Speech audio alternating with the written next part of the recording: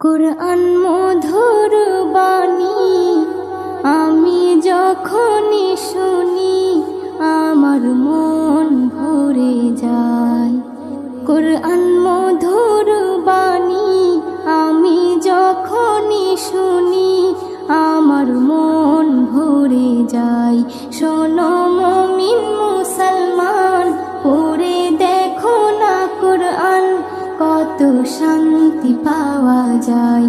কুরআন মধুর বাণী